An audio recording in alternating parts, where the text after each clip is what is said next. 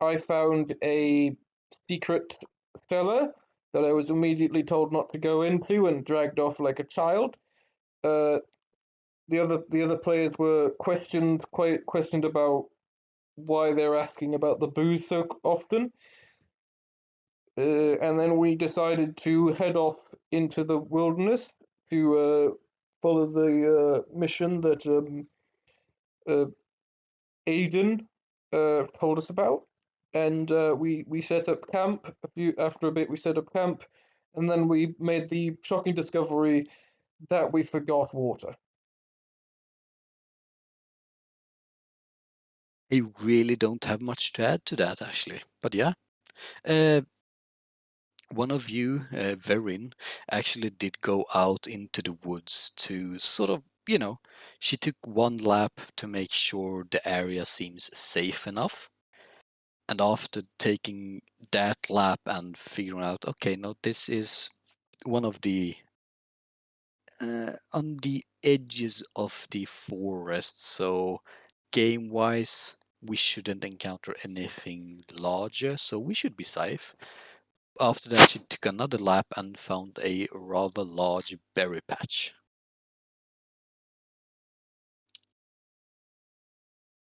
I think that's about what I have to add to that.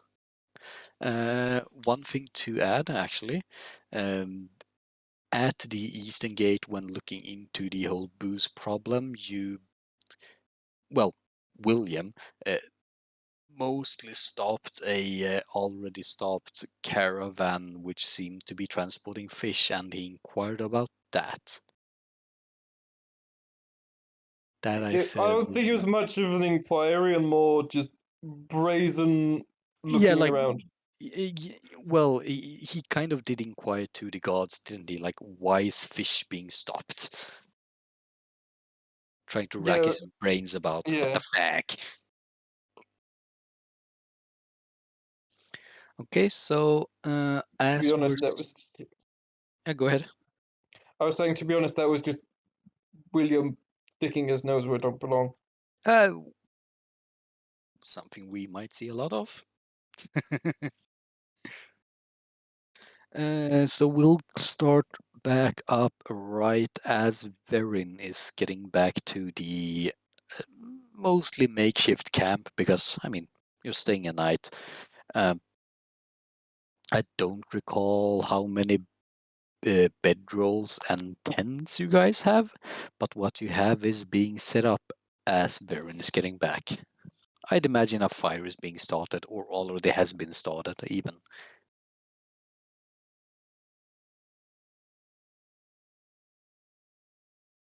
Yeah, Virgil has none of these things. So Yeah, I have a bedroll. I think interesting most of time. us should have bedrolls. I don't think You tents are like should. standard gear. So They're not, no. Not for most backgrounds, I think.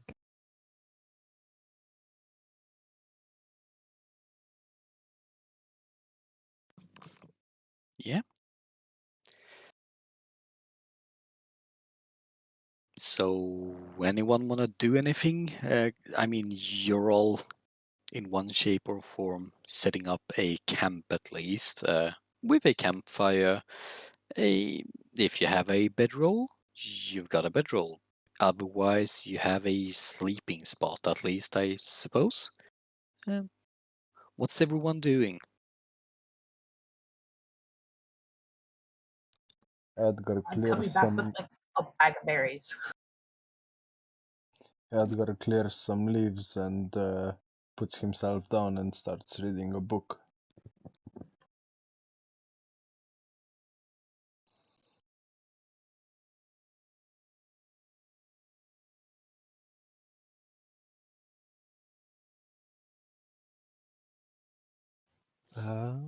Uh, Virgil doesn't have much to do in the way of setting up except finding a relatively flat spot on the ground, I guess. That's near the fire. Um, and since there's not much to set up, I guess there's not a whole lot of reason to summon the unseen servant. I miss.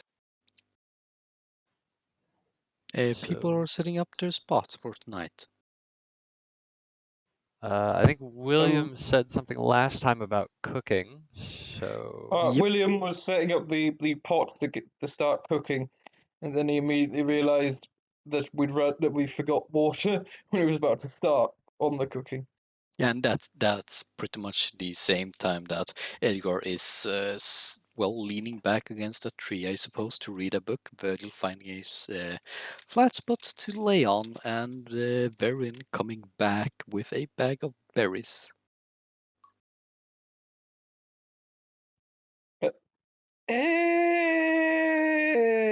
Like, you know, when someone's made a realization that like he's sort of like doing the oh no sort of look. Oh no. Yeah. I think we might have forgotten something important. As he says, as he takes out his water skin, and like nothing turns it over, and nothing comes out. A few drops spill out, but not much than that. Oh dear. What, you got water, right? We've I made a terrible oversight. yep, yeah. How could you forget water? Well, to be fair, I completely forgot that our water skins were emptied when we left the prison. We'd still need a lot more water than that anyway. Who knows how long we'll be out here? We're in a forest. Finding water's not that hard. There's like Okay, babbling true. brooks and streams and the occasional I don't know rainfall. Right, true. Not the end of the world. There's probably fresh water here somewhere. And if not,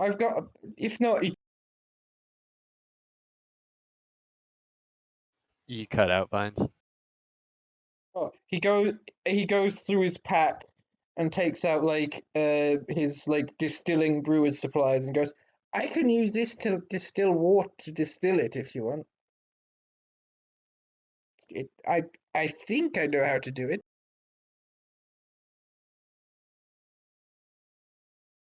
Virgil is like trying to hide in his spellbook right now because he is 0% prepared to be camping and definitely should have been.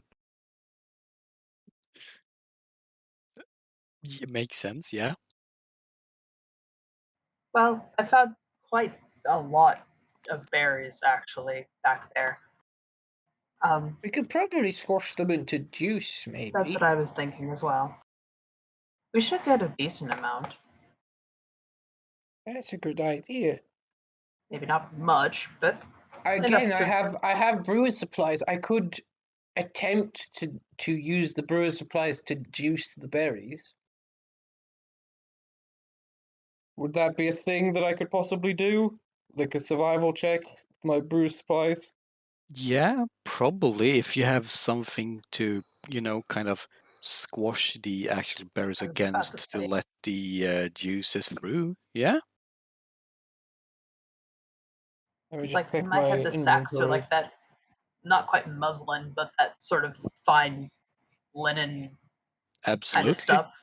So you can squish it through there. Absolutely.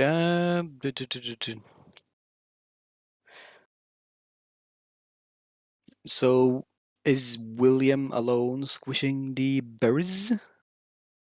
I can help. In that case, explain how the two of you are squishing the berries and using what tools. I've realized I take the bandana out from that I stole from the boy, Yeah, from and the I'm kid. going to use that as a bit of as to filter the berries a bit as I like squeeze them into my brewer's supply into like the jar for the brewer's supply, like the jar I use for like filtration. Absolutely. And How then is as for like getting the actual juice, I can take them in little bits, sort of like set them on a little plate of leaves on the ground and bit by bit squish them through the cloth of the sack that you carried them in. the sack and the into like a bandana. little like, tin cup or something. To hand William over. sort of. I think it would be best if we work together. So William sort of as you're like squeezing the juice. William is sort of collecting the juice, some of the juice into his distilling devices to try and like make it a little bit better to drink. Makes sense to me. Both of you roll me a survival check.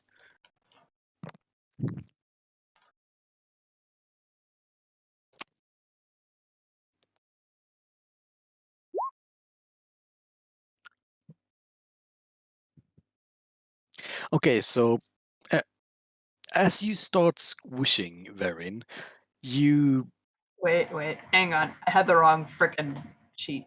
Oh Open. yeah, no, that. Well, I Yeah, mean, that's it. who is Alcina Darkhorn? Well, Yeah, I it's didn't it's realize still I an. had it wrong. Suddenly a woman appears and smashes him. Yeah, no, it. Some other random A person. random satyr appears. Yeah, sure. The bonuses might be different, but it's. I'm still gonna go off that nat one. Sorry. So you start squishing and put too much force into it at the beginning. Like you know, they're berries. They gotta be squished. It needs a lot of force, and you start squishing and squishing, and after a bit, you notice that you're squishing so hard, some of the juice is actually, kind of just squirting about, whilst just some is making its way down to where William is trying to recover it. William, in the other hand, is strangely enough prepared for this clumsiness and makes up for most of it. And I worked on a flipping farm with other I imagine this is like something that he like, because again Dalemead is known for yeah, its like wines and its alcohol. So you would yeah, look, know how to. it doesn't just go straight down. He realizes he's got to be prepared, and a bit to the right, down, left, right, up, down, kind of thing. So he does manage to save most of it, and between working both of you, you do get about a gallon's worth, a little bit more, a little bit less, you're not entirely sure, but about a gallon's worth of blueberry juice. And a bunch of crushed up berries to, I don't know, make you some food or something. Throw the berries into the pot. I'll make some. I'll make some berry rice. Berry rice pudding. That's what we'll make. That's what I'll make. That sounds really yummy. Sorry, that was a bit of a mess. Oh, don't worry, me brothers weren't really that good at berry crushing either.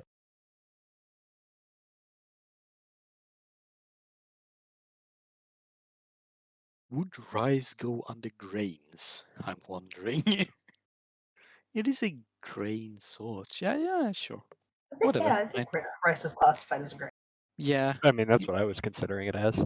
It is grainy, sure. As food goes, I mean, all of you are fairly sated, seeing as both groups had a fairly decent breakfast and then lunch. So, I guess something small in between the couple of you should last you. So, you do give that kind of thought that okay, we should be fine without starving or dehydrating today. Problems might arise tomorrow evening or the day after, unless we get shit settled. So as Verin and William is handling or taking care of the berries and making them into juice, what exactly is Beres, Edgar, and Virgil up to?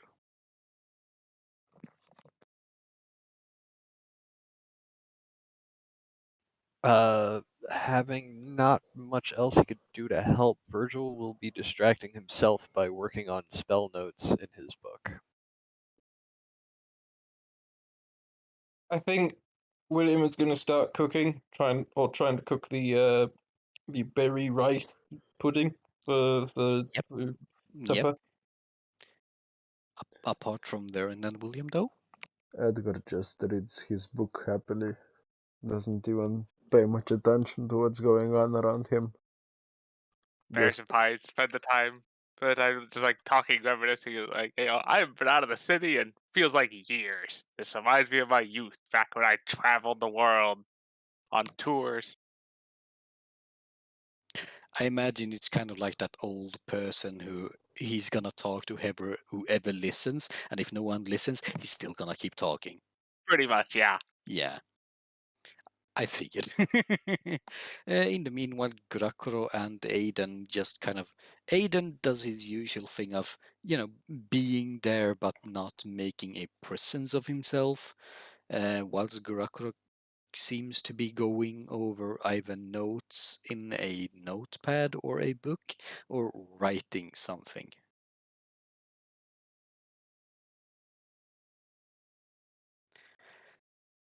And as food is being cooked, it is then also being served. You all eat a bit of food. Roughly how much of the currently carried food would you say you prepare? Well, due to the fact that I'm mainly using the berries that we got from the crushed berry. Yep. I'm mixing the crushed berries that we got with the rice, so I'm gonna say about the same amount of like like an even ratio of berry to rice. Yeah. The berries brought in by Verin was 6 pounds. However, squeezing the juices out of them leaves about 3 pounds. So if you add 3 pounds of the grains, you're up to 6 pounds, which, I mean, for a dinner is still quite good. So how many was that? So it's so we have 30 grains. Yeah, so grab out 3 pounds of grains in that case, So unless you're using that anything leaves else. 27. Tell you what, I'll use 5 pounds of nuts just to pad it out. Okay, so 3 pounds of grains and 5 pounds of nuts and 3 pounds of the squashed up fruit, berries, yeah. Go ahead and take whatever that is away from your inventory then. Right. So just a quick. According to my math, we now have 10 nuts and 27 grains left. Yep, these nuts absolutely. got him. So he adds like crushed like hazelnut to the thing to give it a bit more extra texture to the Sure blueberry thing. thing. Crushed Go ahead and hazelnuts. let's actually do this. Go ahead and roll me a... I'll let you choose depending on how you word it. Medical, nature, or survival. How do you cook it? Well, William is not a person. William was mainly taught in how by his uncle Mac how to cook camp food. These food isn't necessarily meant to keep someone healthy. It's meant to keep someone alive and functional. So I imagine this would be more survival. He wasn't Yeah, trained. Oh, these herbs will cure this illness right now. It's these herbs taste good and aren't poisonous and will not kill you. So it's sort of absolutely. Go ahead more and give based me on yeah. just go ahead and give me a survival check, and we'll see how well the tastes blend, I suppose. So Natural 20. you're Ooh, damn. not William isn't like... Sure, he's tried his hand at a few things and he's got some basic knowledge, but beginning to blend these crushed blueberries with the rice and the crushed nuts, he quickly realizes, oh, I could This could be one of my dishes. I should probably memorize all of this because this shit is good. This is gonna sell whenever I put up my own shop. And each of you beginning to eat, like the clashing flavor imagination of the blueberries and the nuts, it takes you aback. Like, so you first get that strong sense and taste of blueberries, quickly mixing into the chewiness of the rice, which then gets almost to a sense overpowered by the nuts, but also as quickly as you feel it's being overpowering, the blueberry taste comes back. So even though it's feeling like a dinner, you're left with that sort of dessert sort of flavor of the blueberries. This might be one of the best things you've tasted. I'm definitely memorizing this recipe. Dig in, guys, and you like throw you like bowls it up into like I assume you all have like things to eat out of. He throws it into like some sort of into like baked tins, gives them out to you. Chow down. This may or may not come as a surprise at this point. Virgil does not have a mess kit. William politely hands him his. Oh, that's very kind of you. Yeah, Varen has a mess kit. So whatever whatever is useful out of there. Edgar waits for a mess kit to be free. I'm just gonna say it. This You kind don't of bit have mess of kits. this bit of I'm not prepared for this sketch about it all is just it's killing me. I love it, guys. William just like sighs and just start just like like thinks about how he's going to serve some of the meal and decides to just like use like the ladle or like the cook's the tools that he has to just sort of shove food into these people's mouths with a spoon. With like he walks up to like Edgar with like a spoonful of the rice and just starts shoving it in his mouth. I'm gonna go right ahead and say everyone eating off of this due to that roll and the actual me as the DM's imagination of the flavor combination, it sounds really freaking good. You all can go ahead and add 2 temporary hit points, which will last over a long rest. 2 Oh, temporary. I'm gonna be that nice because it sounds like it would clash, but it also sounds like it's gonna It mix. I sounds love it. so yummy. It does. It's well, just blueberries, rice, and nuts, though. But it sounds, yeah, no, I love it. Simple but delicious. It's good that To we be were able fair, to it's a make very use of the sophisticated William. blueberry. It's a very William kind of dish. Yeah. Oh, wow. Ugh. Okay, so after having that really good dinner, um, actually, I'm gonna have to be right back. One moment. Sorry. I'm going to take this quick opportunity to pour myself some more coffee.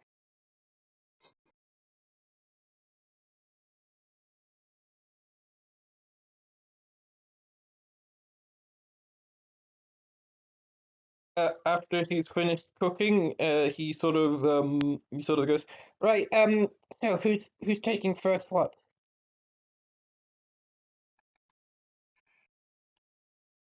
I can do it. We should have Guro's alarm for the most part, but Yeah, keeping he can watch do as that well can't too. hurt. I have his sheet open, so I can. It's better to have. I say it's better to have at least one person on guard on guard because we are in the middle of the night with no tent.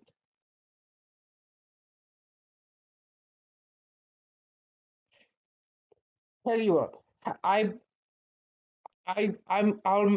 going to make breakfast in the morning. So how about I take last watch? Okay. Okay, that sounds good. Who's the middleman? Or woman?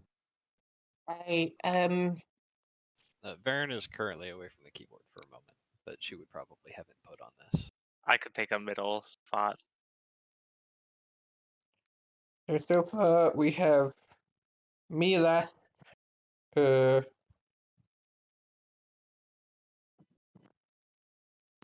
Okay, I'm back. Sorry about that. All of a sudden, a phone Welcome call. back.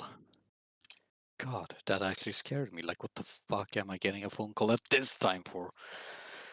So sorry about that. Thank you for waiting. Was it someone wanting to know about your car warranty? No, that's just you, Mo. Oh, As William was saying, should we set someone as like first, like who wants to take first watch? I can. I vote Aiden takes first watch. Okay, Aiden takes first watch. Then let's do Virgil. Then Varen. Then I like how Uh, you got ignored, Edgar. then Edgar. Then me. Wait, how many watches do we need? I don't know. How long is the night? 6 hours. I don't know. Actually, what is time? I mean, you guys at camp, like, right as sun's going down. So having food and stuff, I mean, there's still a bit of light, but it's not bright, you know? That kind of Oh. still dusk, sort of. So are we agreed? Aiden. Let's do a whole roster of all of us, and whoever wakes up, and once it's day, we just wake everyone up.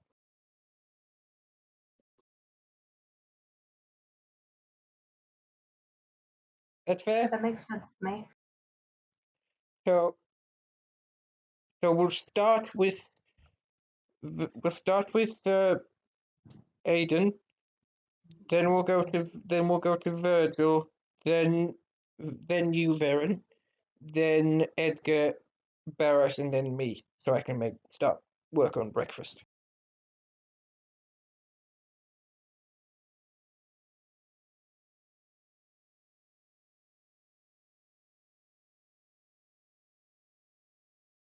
Right, so wait. Say that order again for me, thank you. So I was just saying the order that I've mumbled my way out is Aiden, then Virgil, then Varen, then Edgar, then Barris, then me. Okay. In that case, I suppose Gurakuro is getting a proper full night of sleep then. Yay! Ugako also casts his alarm spell before he goes out. I don't think he would cast it, but he would probably make it as a ritual, yes. Yeah, either or. It Um, doesn't really I matter. think going to Gurakoko is bed. already asleep by this point, and like William was about to point to him to wake him up. Was like, Yeah, no, like during the whole time that Verin was out and y'all were reading or doing whatever you were, Gurakuro, yeah, I mean, thinking about it now, you noticed him going around setting up things, and you might have seen him do it, you might not have, but if you have any inclination towards magic, you know that's the alarm spell. If you don't, then you're pretty much like, the fuck is he doing? Going up to a tree, doing mumbling words, and then going to another. Okay, whatever, kind of thing. so William is completely in the dark here. Yeah, in William's head, he might probably think that Gurakuro just likes talking to trees. I don't know. I mean, I like talking to trees now and again. They're not very conversationalist. They're good listeners. Okay, I think so I think okay, so I've just remembered Gurakoko. So Gurakoko, let's have Gurakoko just after Barris. 2 hours. Wait, that's a lot of watches being like 2 hours each, is it? It kind of is. I don't know how many we actually need. I forget how all that works mechanically. I don't know how many watches are needed. I'm a I mean, flipping mechanically- halfling. I'm a flipping village boy. My understanding of time is when Sun sun up, sundown. sun up,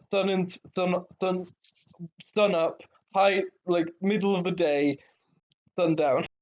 So, mechanically speaking, we have to camp for 8 hours and sleep for 6. So, with 7 of us, we could, in theory, do everyone does a single 1-hour watch. Look! The dumbest person in the party cannot characterization like stat wise is making no. the thing here. That no, he currently is. That's the fun thing, and everyone's going with it. So we're going with several, about an hour, maybe a little bit more watches then between each of you to all get 6 hours of sleep then. Amazing. Yep. William rolls out his bed after saying that and like says, "I'll make breakfast in the morning. Good night," and flops down on the bedroll. Makes a lot of sense. Whoever was first, you said Aiden first, right? Aiden, Virgil, Verin, Could you, Edgar, Barris, wait. One moment. I can. Yeah, thank you. Kurokokro. I see what you're doing, Pate. Thank you. So, Aiden, I can handle Aiden today. Sorry to be a bother. No, don't worry.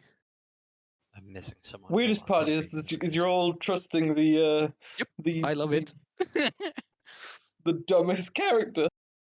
Hey, a I'm pretty plan's sure a that was plan, the order. no matter who comes up with it. Okay, so let's go right ahead and go through that order. And once you see the name above yours, rolling perception, roll yours. So first off is Aiden. I'm rolling that. Perception. Boom. Let's go Virgil perception. Next up after Virgil is Verin.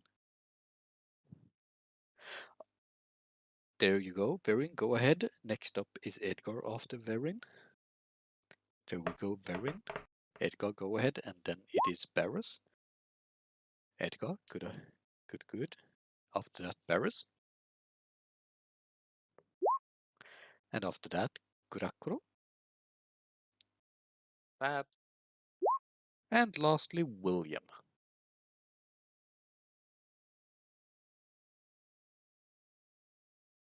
Give me a second, I just need to find it. It takes me a bit. There we go.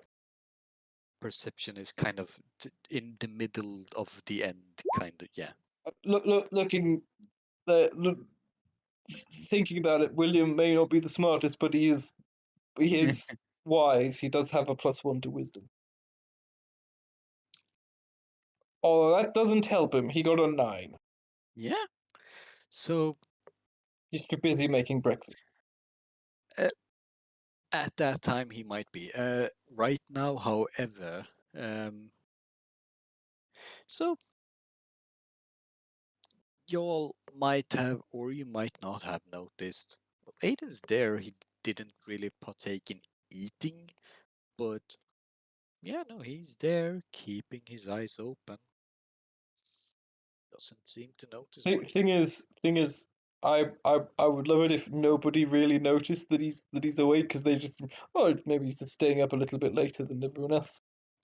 Yeah, no, he's right there, but you know, he's from the feeling you've gotten so far, he's just keeping to himself. And today's no different than always. After a while, however, Virgil kind of wakes up by his own, realizing, isn't it like my okay, sure, whatever. And you sit there at the still going campfire. I presume you add a few branches here and there to keep the fire going. You hear a faint, faint rustling. Like branches being moved quite far away from you, but audible enough to distinguish that something is moving out in the woods.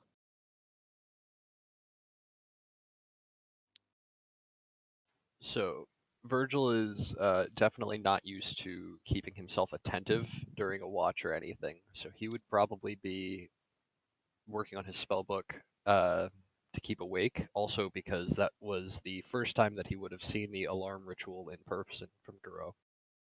But Probably. upon hearing that, he would set aside his work to pay attention and listen to see if the noise was see if he could tell which direction if the noise was moving and if he could hear it again. Absolutely. As you said, Virgil not being used to this kind of situation, that's also sort of what sets him off. Like, you know how if you're from the big town and go to a quiet town, like every single thing makes a loud yeah. noise all of a sudden. Everything does. I'd imagine it's a bit of that. Like, I'm not used to this. What the fuck is that? But it is undeniably from the south, maybe a little bit western, but absolutely southern from you. Eastern, not western, my bad. 100% south down, but might be a bit towards the east from your current location. You're not entirely sure, but it being from south is without a doubt 100% the truth, sort of thing. So definitely something coming up from the wilderness then. From the forested / woods area, Right. yes.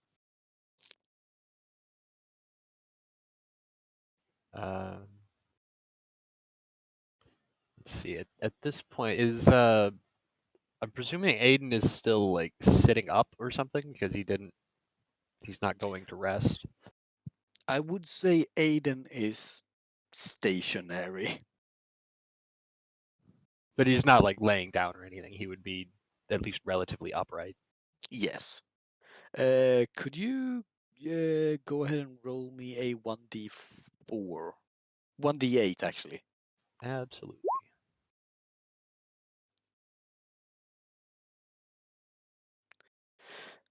Aiden, if like you have the center of the campfire, right? Aiden would be looking sort of the southwestish area. Doesn't seem to be noticing anything, but that's the general location his focus seems to be. Okay. So yeah, Virgil would try to get his attention, see if he's aware at the moment that Aiden, are you? There might be something moving nearby as he's setting aside his book and thinking about who to wake up next. It takes a moment, and not only a moment, like you have to repeat yourself before you get a reaction, sort of like someone dozing off, you know? Like, oh, you were talking? Yeah, right. Before you see Aiden, like, actually refocusing, like turning his body to rather be than having a central point being towards the southwest, to the central point being more between the southwest and south point. So focusing that way at least. He doesn't say much rather than giving you that sort of hint of, okay, I got it. I know where I'm looking. Yeah, it's an acknowledgement in general. Yeah, pretty much. That's about it. Yeah, I think there would be a moment of Virgil pausing to see if he could hear another noise out of the ordinary again, like is that really something going on, or am I hearing things? Sure. Give me another perception check for that then.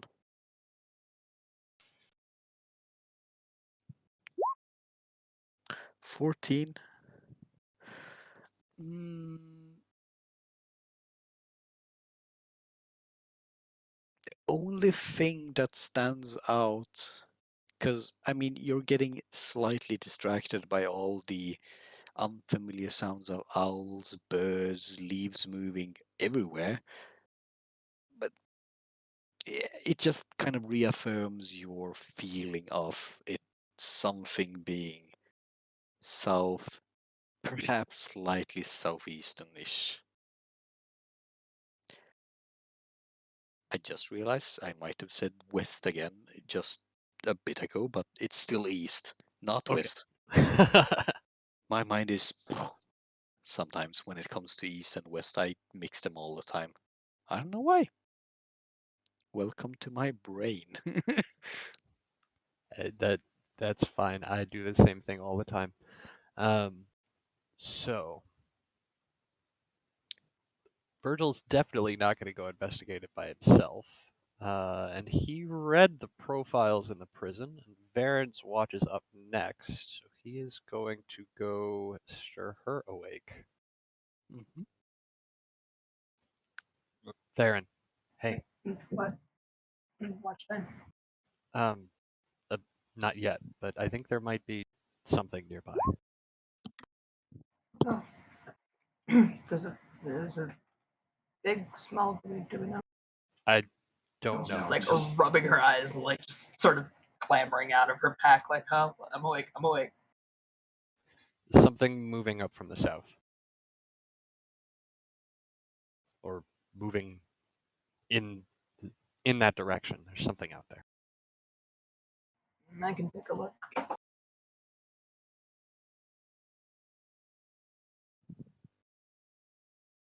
And yeah, she straps on the weapons armor and goes takes a look, trying to be stealthy. Yeah, putting on that sort of armor, easy enough. I mean, it's like pretty much like putting on clothes, you know. Pretty much everything. So, are you heading somewhat away from the fire then? Yeah, maybe a little more like off to the side than where the sound is coming from, just to sort of kind of skirt around it, if that makes sense. Mhm. Not like going directly towards it. Okay. I'm going to go off of your perception roll from before for that. You as well sort of hear that, and you, if anyone, you're used to leaves ruffling about and branches moving, and it's just you kind of filtered that out. But yeah, no, there was definitely a bit of a strange, I wouldn't say strange sound, but a sound not usually, like how the sequence of the sounds were produced doesn't sound like something you're used to. And it does indeed come from roughly the area Virgil pointed out, that sort of southeastern from the camp. Do you continue forwards? Yes, but again, very sneakily, like just sort of trying to inch forward and see if I can't see or hear anything odd. Okay. In that case, give me a stealth check, since you said sneakily.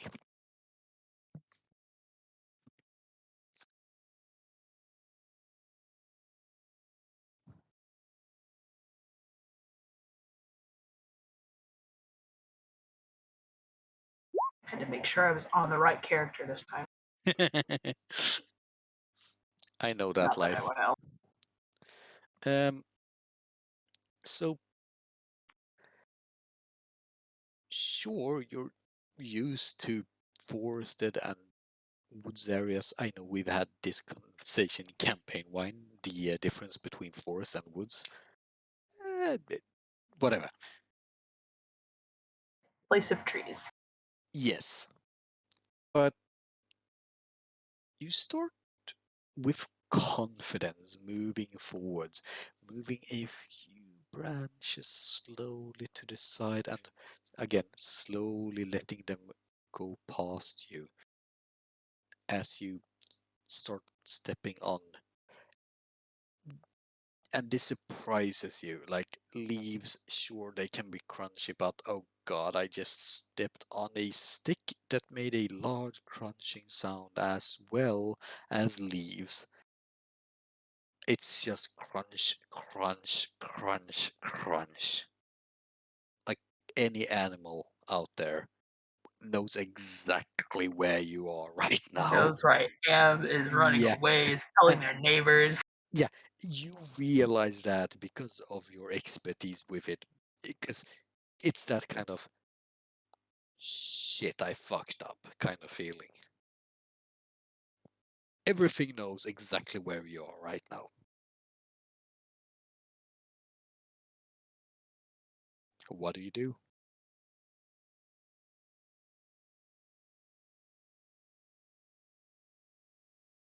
Hope. I don't know.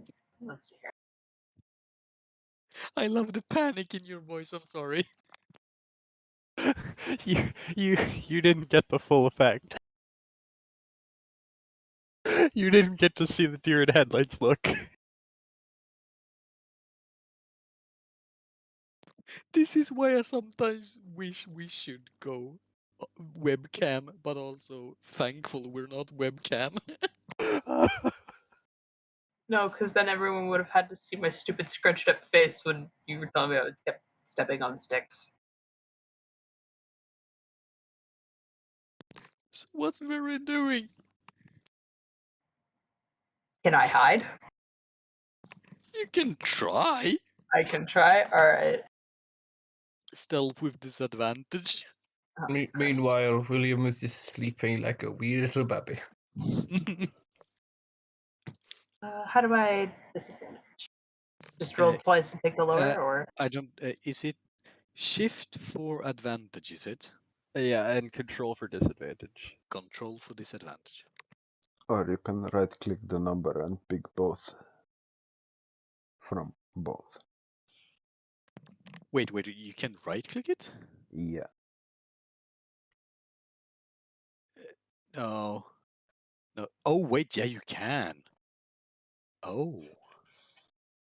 Yeah, you can. So if you You're right click welcome. the actual stealth, and then there's the plus or minus something, you right click that and it tells you. Thank you, Adam. I did not know I that. have Oh never yeah, that's clicked neat. that. I'm confused. Also, who to send it to? Oh Huh? wait, hang on. Yep. I did not know that. Yeah, no, That's it's not working for me. Oh well. really Ember IT support. I don't know if mine works. I'm trying I'm to just control. testing it out. There we go. So There we Nate, are. I mean, It worked with the control what it looked like. Or was So- done. Yeah, I tried it. Mine didn't to go through the yeah, it didn't. D&D Beyond. Didn't go to Strange. Roll20. So Yeah, I saw the roll on Beyond because I've got a sheet open, you know. yeah, but it does not It go to didn't- Roll20. No. Yeah, it works on my computer. I don't know if she needs to update her Beyond 20 or something. It I- did look like it was going to work with the with maybe the that's just control setting. version. Because you know how when you have the red symbol next to it when you hover over a button, hers Yeah. is gray for some reason with Huh. a question mark. So Yeah, I don't mine is. know. But when mine is. I hit control and hover over it, it does the little red with the minus sign. Okay, that's interesting. Mine's also gray with the question. So Okay, yeah, and then I have no idea what's going on. I think Yeah. I figured it out. Computer stuff being computer stuff. Let's just chalk it down to that. yeah, probably accurate. Uh, yeah. So an But yeah, 8. I'm hoping I didn't roll an extra in my You did. finagling. Yeah, you Okay. did. It's fine. It's fine. So with an 8, and like literally the second after doing this, you realize, what? So you start stepping on the crunchy sticks and the crunchy leaves. For some reason, Verin decides, okay, the best way to hide in this situation is to lay down and cover myself with crunchy sticks and crunchy leaves, making a lot more crunchy stick and crunchy leaf noises. And as you're covering yourself with all of the crunchy materials around you, you get that thought of like, wait, how does this help? It's real panic hours. How far away from camp is she? I Oh, would, no.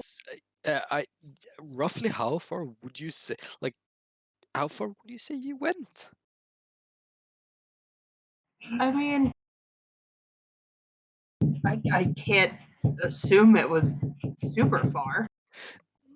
I won't say it's super far either, but it's like far enough to be, you know, if you were to raise your voice and really shout, whoever's awake would Yeah, probably like I hear might you. be able to smell the camp smoke, but I Okay. wouldn't see the fire. So Yeah, I'm but probably yeah, but kind sh- of hearing this, but not really. oh no, you're hearing it. Oh, okay. But it's also like, rather than being that south, slightly southeast, maybe, Verin did say she was going around, so it's more south southwestish. You hear the crunching. And yeah, you saw her head kind of in that area. But like, Verin, from your point of view, if you were to shout at a loud voice, whoever's awake might probably hear you, but the people sleeping, I don't know, probably not, kind of thing. Because they're sleeping.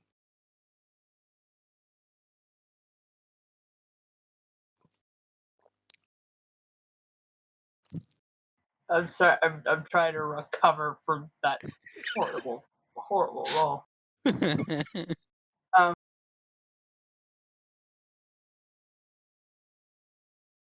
yeah, chalk it up to panic. Brush myself off a little and just observe. Which also means, Virgil, you hear like from the crunch, crunch, crunch, crunch to another set of crunch, crunch, crunch.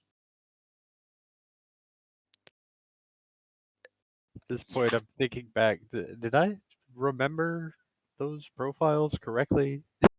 Did I wake up the right person for this?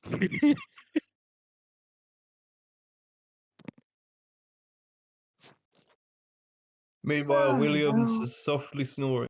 Yep. Yeah.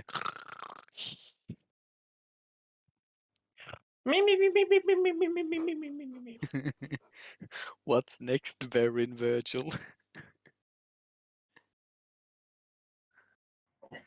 Has the sound that Virgil heard stopped with all of my kerfuffling in the leaves and twigs and stuff? How would he know? Oh, All I he's mean, I hearing is assume I'm hearing it from like that area as well. yeah, no, like, you're too loud right now. Crunchy leaves and crunchy sticks.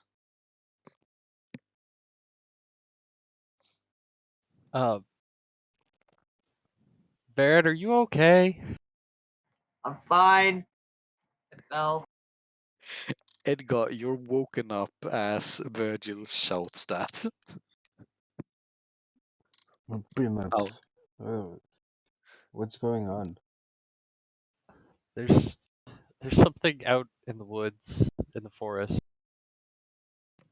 and I asked Farron to go check it out, but I don't know what's going on anymore.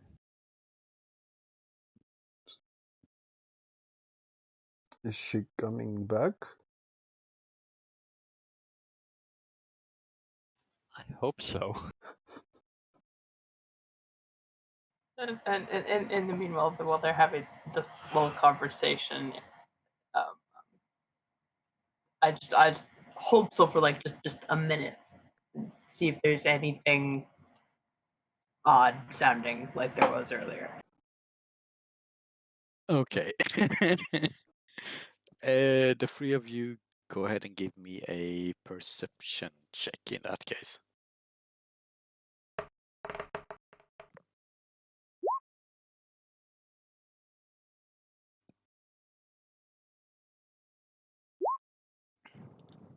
Okay.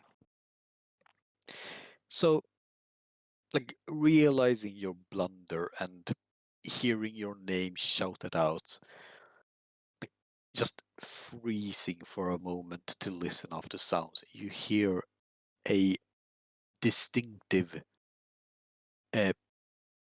It's difficult to describe because it's a distinctive thud, but also that crunchy leaf noise, but it's a single crunch along with a thud.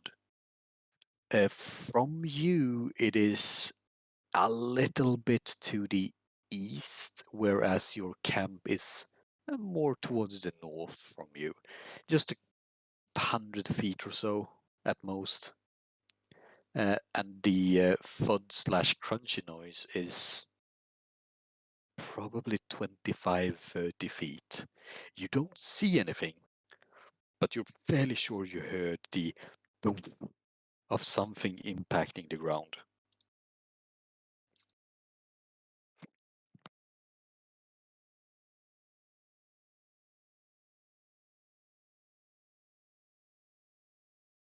The other two heard nothing.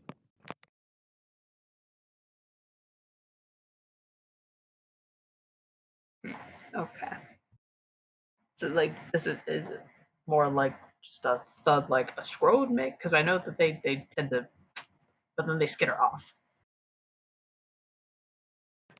So is it like bigger, smaller than that, or can I tell? This definitely sounded way bigger than a squirrel. Oh, I don't like the sound of that. All right.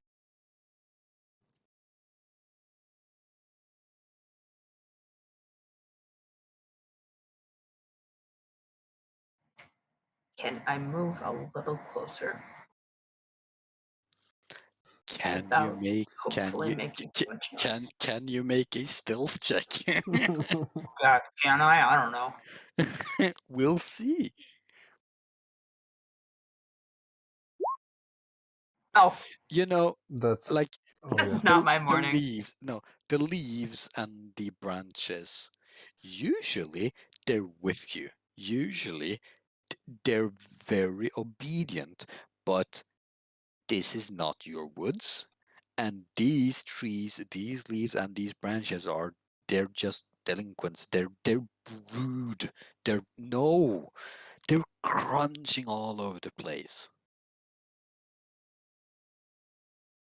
And as you like in between all of that anger, that oh God, stop being so loud, Forrest. This is not what. I'm Oh trying to be sneaky. shit! Like 5.5, 6 feet in front of you as you pass a set of trees. There's a elf, a fairly muscular looking elf, just laying on the ground. Probably the source of the thump earlier.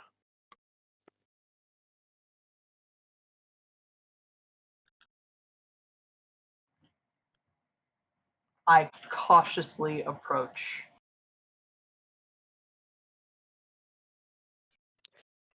As you get closer to this strange enough muscular elven being, you kind of give it that poke of, hey, you okay? You gonna attack? It's not moving. Then looking closer, that might be blood around them. Are there any like obvious wounds? Like, did they crack their head open? Is there like a gash that I can see? The being currently being stomach down, apart from like a slight blood trail behind them from where they came and just around the area, you don't see any open wounds right now, no.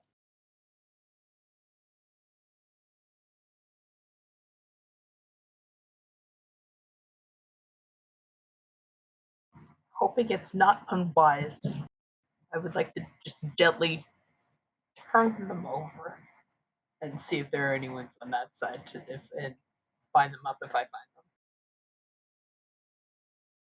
Slowly turning the individual over, they seem to be breathing for now, kind of deal, but With their their left. chest, their like the majority of their chest, it's been bandaged, but it's mostly sliced open.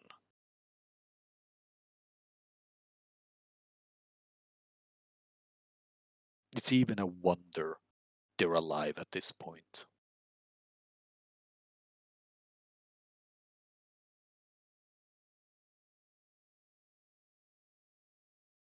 Is there any other like noise?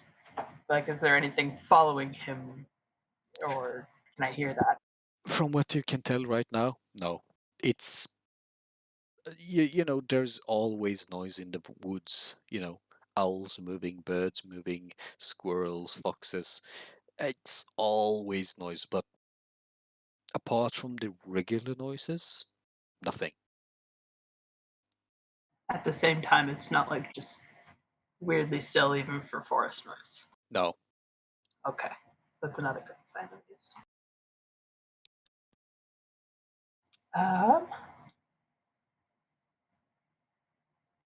I think I'm going to head back to the party actually, because there's no way I can heal this by myself. I need to find somebody who can do magic. Okay. It's about 60, 70 feet to the camp.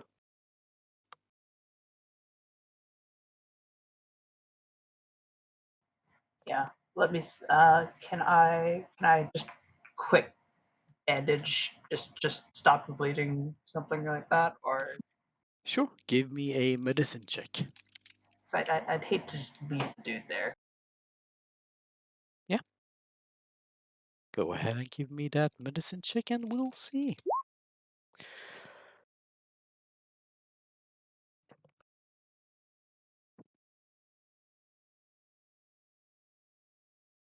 So, you don't really have a lot on hand, but you use what you have and you feel somewhat confident they might stay alive for a minute or two, maybe?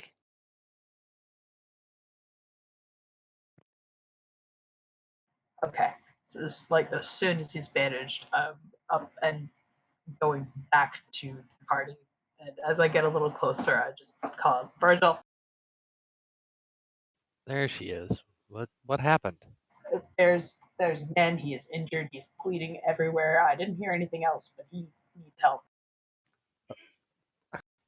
Where? So southeast, where you were hearing. Yeah, take me. Okay, and yeah. As we're moving away from the fire, Virgil is like practically blind, so he's gonna cast a light because he's gonna need it anyway. Absolutely. So, as it's not really far away from where you are. Like it's 50, 60 feet away from the camp. But bringing up the light really does light up the area. And as you get closer to this downed individual who is now, well, haphazardly, quickly patched up, there's there's a fairly distinctive blood trail leading further down south from the individual. whilst also, you know, to a point, the mostly split up chest, it's bandaged, quote unquote. Looking around you, there's area seems safe, I suppose. The individual itself, it's not wearing any kind of markings on its clothing or anything like that you can discern right now.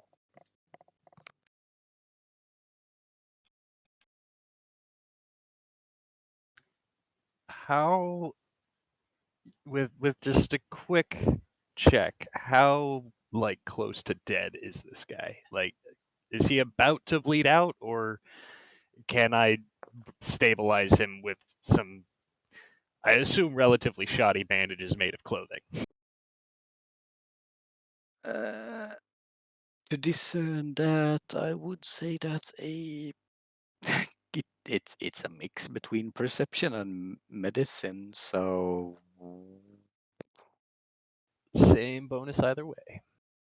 in that case just roll it. Whichever. If one was higher, I was gonna say take the in between of them, you know. With a 22, this person at best got a minute. At worst, a few seconds. You've gotta act right now. All right. I grabbed the mass-produced potion of healing out of my potion pouch Okay. and use that. As you do that, like, it's strange.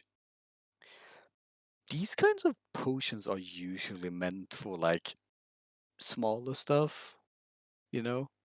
But as you administer the potion orally to the person, you quickly notice, and this might be the first to both of you. Edgar, did you come along? Yeah, I did. Yeah. So for the three of you, this is probably the first time in your lives at this great, like, life deciding point where you see how a potion literally stops bleeding from wounds, because rather than continuing bleeding, the bleeding stops, and rather than slowly over time the cut healing, it fairly quickly, still at a decently slow pace, all things considered, because it's not instant, but it moves together and the bleeding subsides. Huh. So A they do bit, work. a bit of stability seems to take place within the individual's life essence, so to speak. They're not bleeding to death, and slowly life might seem to be returning to them. Okay, we need to get this guy back to the camp carefully. Darren, as carefully as she can with this poor guy's chest wound closed as it seems to be, sort of hooks it over one shoulder and does the, like carry him by the belt with the other arm, and just tries to hobble him towards the camp.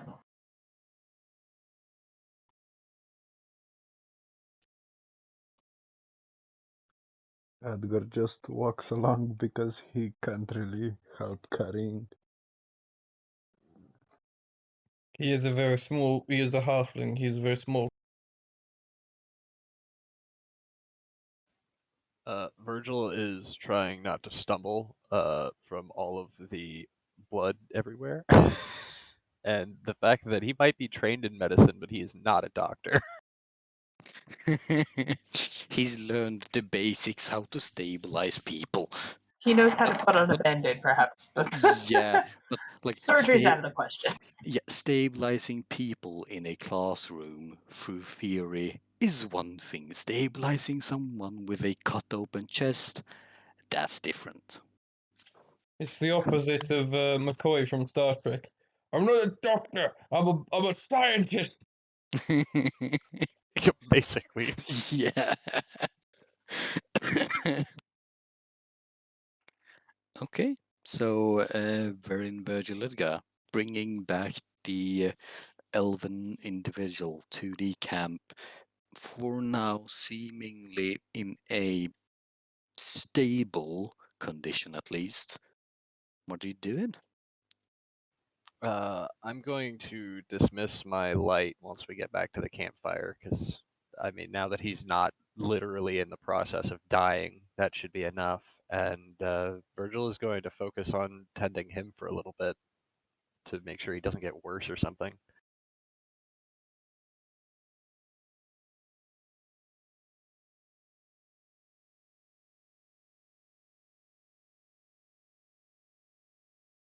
I just try to carefully get him not like on the fire. Of course, you don't want to set the poor guy on fire, but just close enough that the warmth will be useful to him.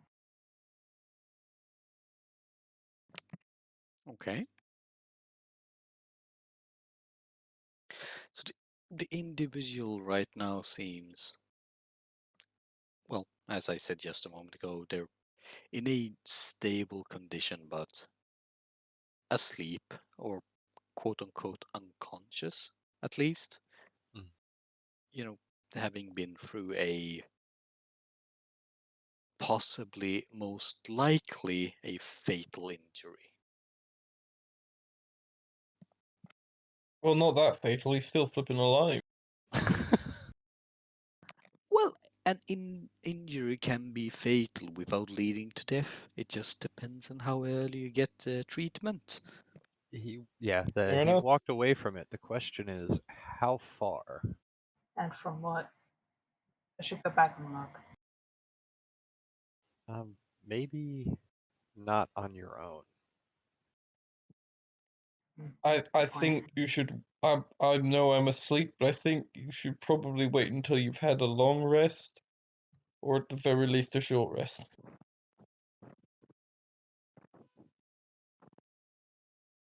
Like with the entire, I think it's best to go somewhere with an entire party backing you up. When I know I shouldn't really be saying this because I am, unconscious. Asleep. Yeah.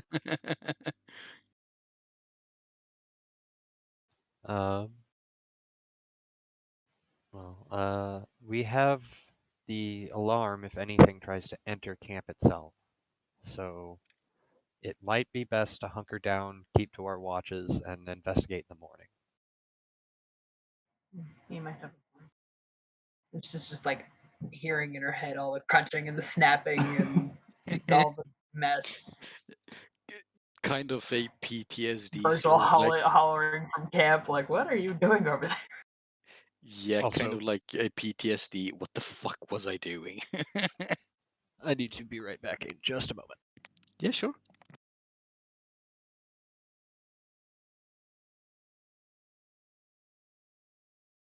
Who was next supposed to be on the watch? I can't remember. So it was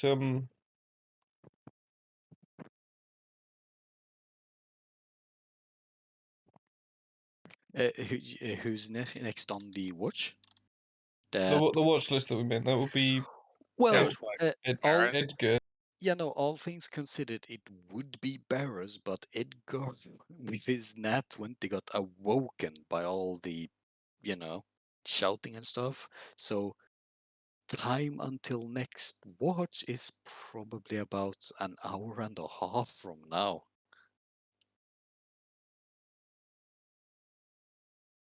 So, yeah. Currently, And, it's and up to the three of them.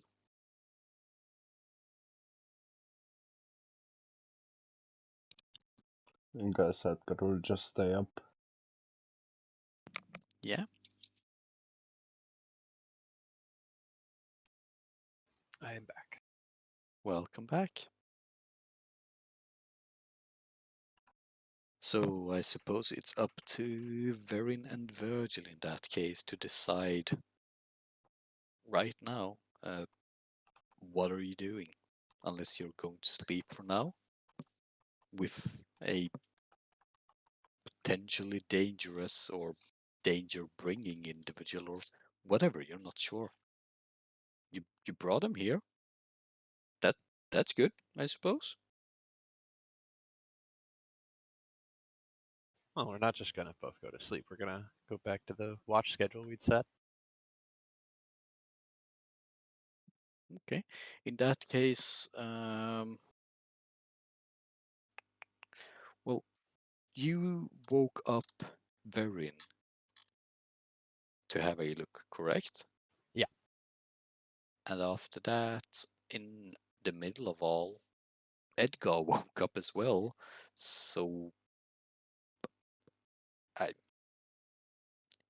Virgil, you could probably time-wise go ahead and go to sleep again.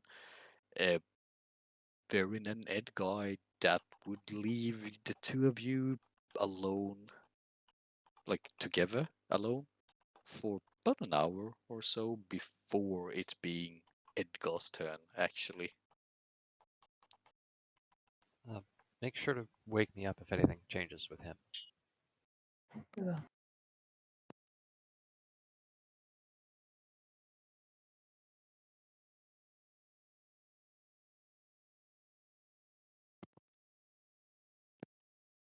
Is it time skip time?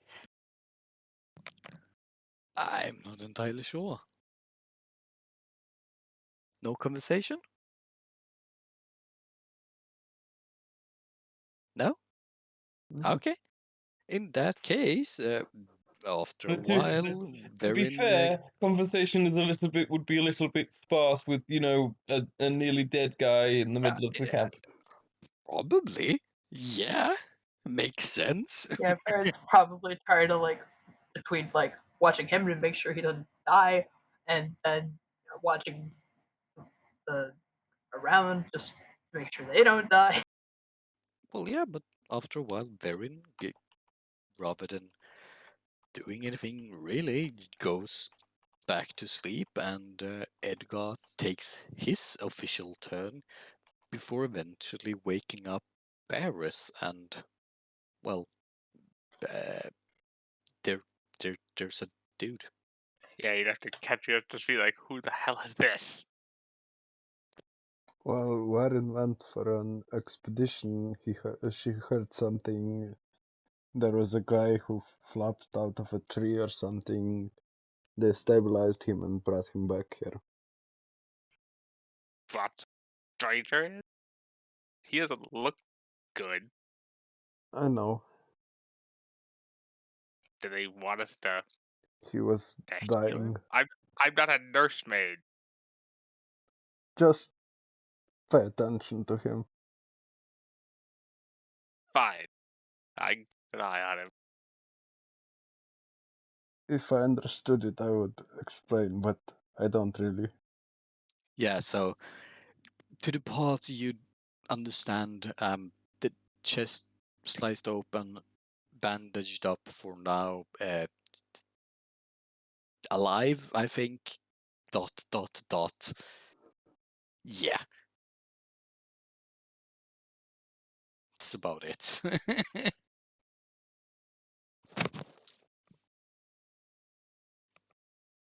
But in that case, Barris, you know, other than having this individual right at the campfire, like going in between the, how someone between life and death is, the night seems fairly decent. Seems calm, except for the sudden.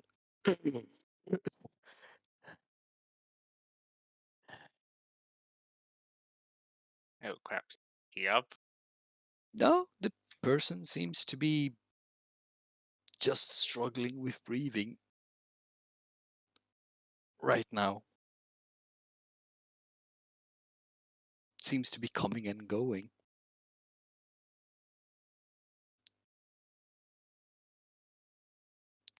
Give me a quick history check, Barris. Yes.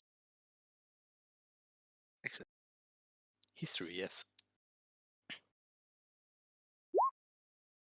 Hey, it did go through. Did it? Yes, it Yeah, did. so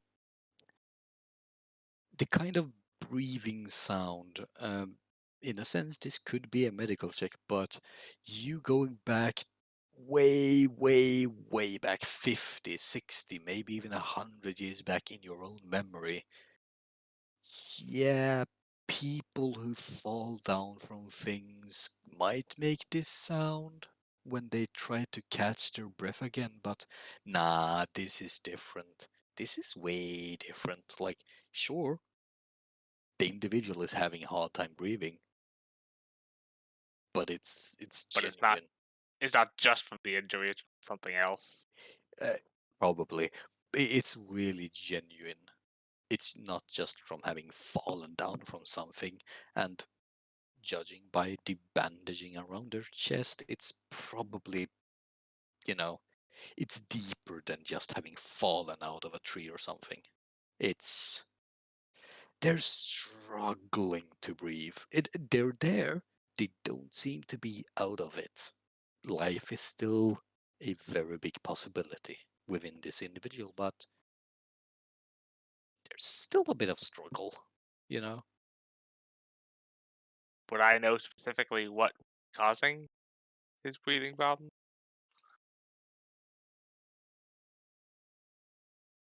Not unless you give me a medicine check.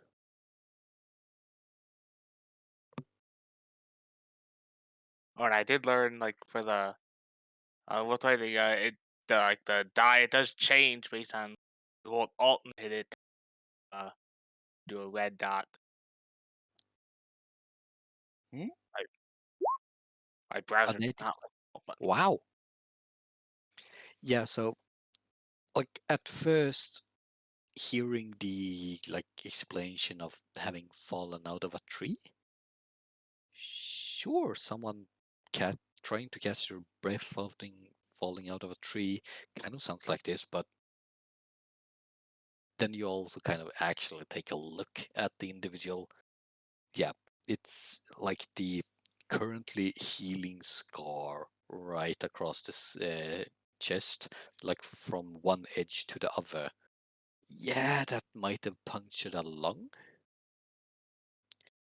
It seems to be healing, but this individual's going to be in a lot of discomfort for probably a long while.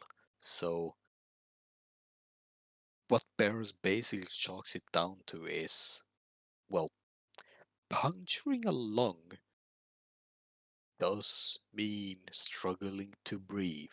And Right. looking back, Barris might have actually seen someone puncture a lung. He knows that kind of, you know, Yep. kind of breathing. Yep. It's Hugs there, are Little, the best. but little known fun fact about scars. Yeah. If you have a thing that heals fast, it'll probably scar up very quickly as well. absolutely. Uh, that's kind of the strange thing between the mass-produced stuff. It like it sets into action quickly, but then it slows down. So it makes sure you're not gonna die right now, but boy oh boy might the actual healing take time. Because it's mass produced. And results may vary, TM. And yeah, lungs are important. Do not want any extra holes in your lung. No, that's bad. Extra holes in a lung. Bad. But no, they seem quote unquote stable. They will live through the night to your experience.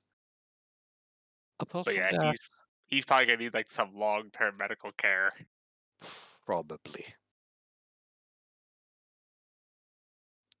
But from like your own professional instinct, this individual will 100% not wake up and slit your throat. It's not gonna happen. Definitely. Yeah, he can barely breathe, so Yeah.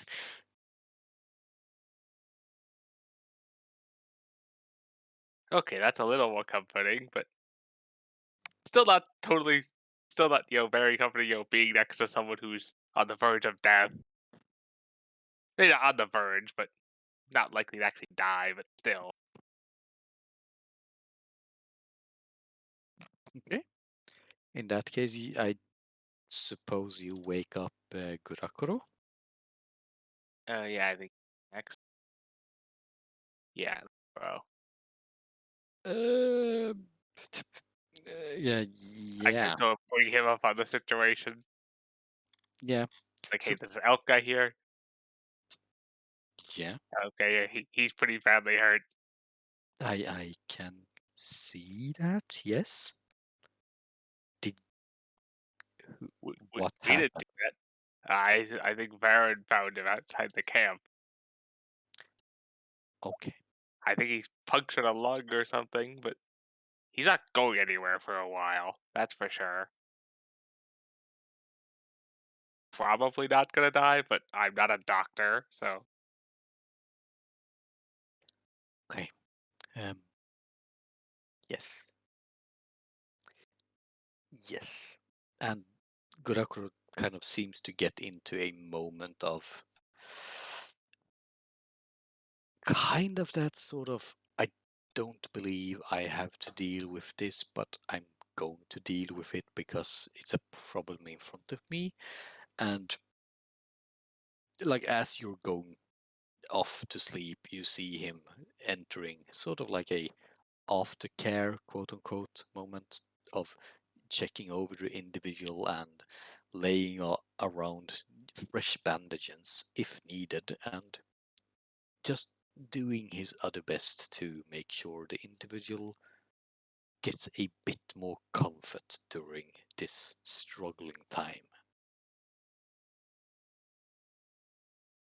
And after spending quite a while on this individual, Gurakuro does indeed wake up William.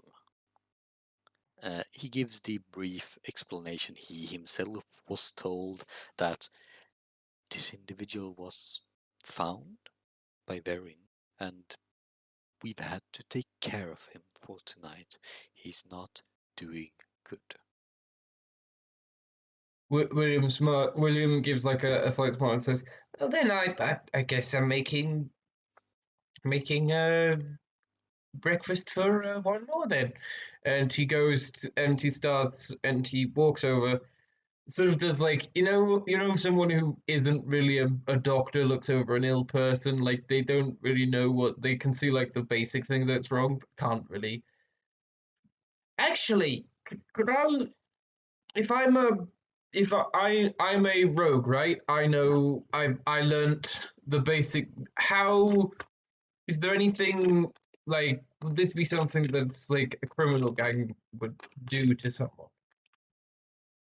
I actually thought you were gonna ask like if his wound were in the shape of thieves' cant. No, no. I think William the would wound be is not is written dumb in enough. Kant. There's a but strange tattoo. Or is there anything that would denote where this elf would have come from? Like something that he would have known as how would do the uh, he's looking less about whether the wounds are like fatal or not, or whether there's anything significant about the wounds themselves or what would have caused them. Absolutely. Give me an investigation check.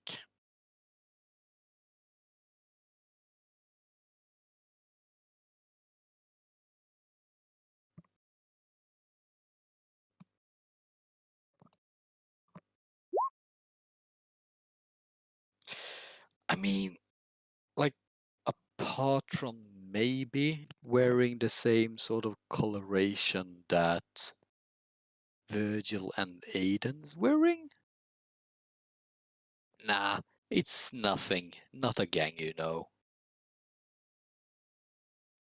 William just sort of sighs slightly and moves on to making everyone making breakfast for everyone, including the new person. He's sort of gonna get the pot open and he's gonna grab like a sort of he's gonna grab like I don't know if it's I don't think he's gonna use rice. He's gonna use sort of like he's gonna make like a sort of porridge with but he's gonna like put like bits of salted bacon into the porridge and like as he's mixing it to make it like a sort of savory porridge. So it'd be I would say it would be 10 rice, 5 meat. Okay, go ahead and scratch that off of your from your inventory. Because Actually, let's do 1 meat because I've only got 5 pounds of meat. So okay. So ring that up again. 1 meat. 1 meat and 10 grains. So I'm using like oats to make like porridge. So I'm making like a porridge with sort of. Okay, that's 11 pounds of food. Nice.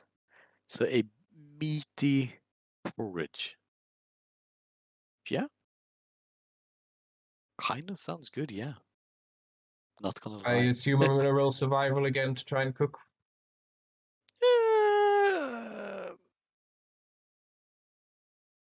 Yeah, do it. Do it.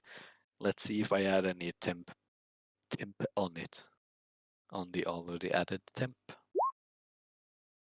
You know what?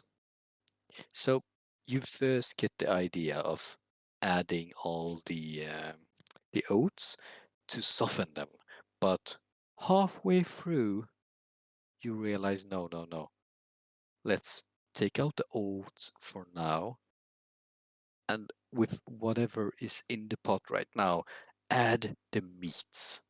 Let that fat just come out of the meat. Dicing it up, whatever you do. Add the oats back and just mush it all together. This as well turns out to be a bit of a stroke of ingenious, as the fats from the meat just coat and enter the oats as well. You quickly realize this could have used a bit more flavoring, but for a heavy breakfast, this is good. Y'all can go ahead and add another +1 temporary hit points, so that makes +3 temporary hit points in total to all of you. After he's finished cooking, he's gonna like take a small bit of the breakfast and like he's gonna walk up to the person and sort of try and like you know like idiot that he is, he's gonna try and like he's like gently slapping the guy's face to try and go wake up, come on, wake up, like in like a you gotta eat something.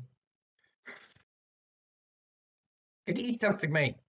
Come on, up. Yep. William. So with this, y'all slowly wake up to either the smell of or the slapping of your cheeks from Williams, and yes, indeed, this is a long rest. And No, it was the it's it was not an the damaged man who I'm slapping it awake. Oh, okay. Like, You're only slapping the sleepy guy, yeah. The guy with like blood wounds because he needs to eat. Absolutely. But the rest of you, y'all do slowly wake up from the smell of the meat porridge, in a sense. It's kind of strange. Yes, I am allowing temp HP to carry over, so you all have 3 points of temporary HP if you have eaten both. What was the how do the long rest rules work again? I've forgotten. Yes, indeed. I was just about to catch y'all on that. Rules as suggested. Or agreed, not suggested. Alright, it's hitting the long rest button, it will clear the temporary hit. So Yeah, you want to just add them back re-add in. them. So First of all, let's read. To get the full effect of a long rest, you need to be safety and comfort. This is neither. Fairly comfortable, but so your regaining health is half of your hit dice, which would be one of your hit dice, without spending it. You may, if you want to, spend one hit die to heal even more, but that means you won't be able to spend it for a short rest. As we are right now, I don't think anyone is as damaged that it will mean anything. Nor So do I I heal think 4 hit points. I heal 2. Yeah, and I don't think anyone is damaged enough for it to. Yeah, I don't think so. I was Yeah. down. We were down like 4 points, 2 points, Exactly. whatever. Because you went into the sewer, then you had a Nights of Rest, and then that short attack in the street happened. So no one is down on hit points or spell slots. So for this one, it doesn't really matter because it just resets you. It does give you basically the full rest. Because you're not that damaged, nor are you that, well, spell spent, so to speak.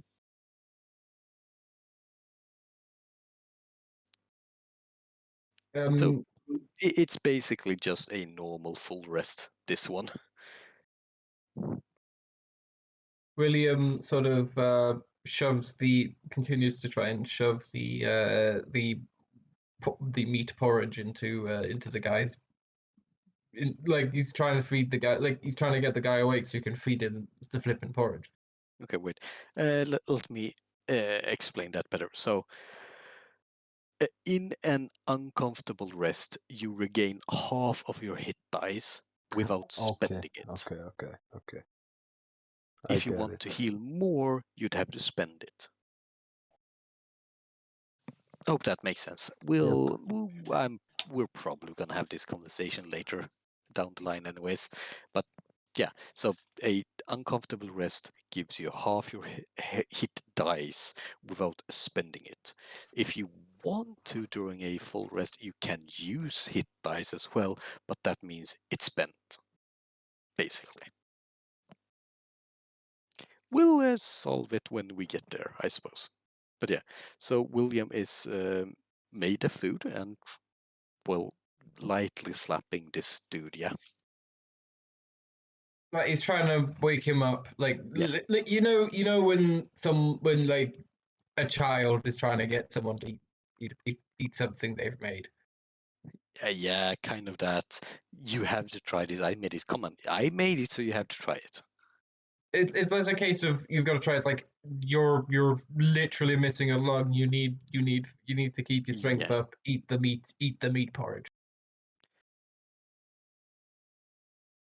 Hold on, William. Come on, you flipping. Hold on, Come on, William. get Let up. me check on Wake him. up! Wake up! William, let me check on him. Yeah, you William don't looks just over pour and it down goes, his throat. What? He's I gonna wasn't going to choke. pour it down his throat. I'm not that stupid. Not that stupid, as he's pretty much literally about to shake the dude awake. With a punctured mouth. Let me get a proper look at what's left of his injuries. It might not be the best thing to wake him up right now. That's fine. I'll do my morning stretches then. He walks over and does his morning exercise. And I will undo Varen's, shall we say, bandages with a question mark. Yeah, whatever cloths or whatever branches or leaves or whatever she found to just wrap around the wounds. Yeah. I've flavored she has like a little crappy little ranger cape that she's probably torn just bits and pieces out of. Yeah. But I'd also imagine she incorporated the local leaves to, okay, well, add these here and it'll give more stability. Throw some yarrow in there, it'll be fine. Yeah. Okay, I'm gonna steal you, Ember, for just a little bit. You all wait here for a moment. Thank you. Bye.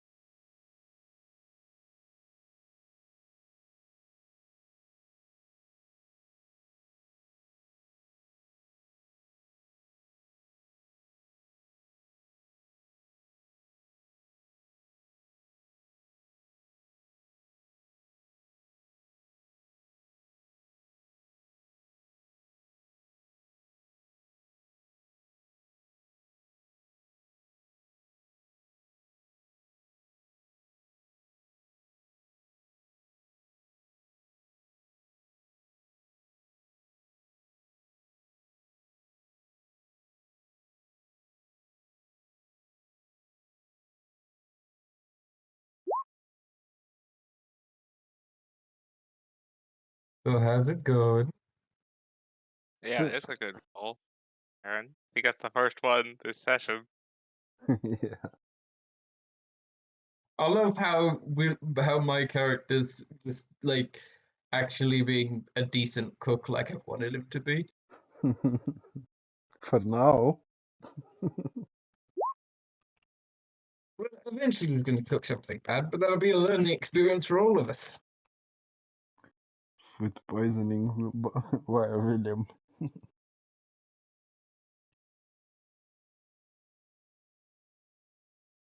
It's called experimental cooking.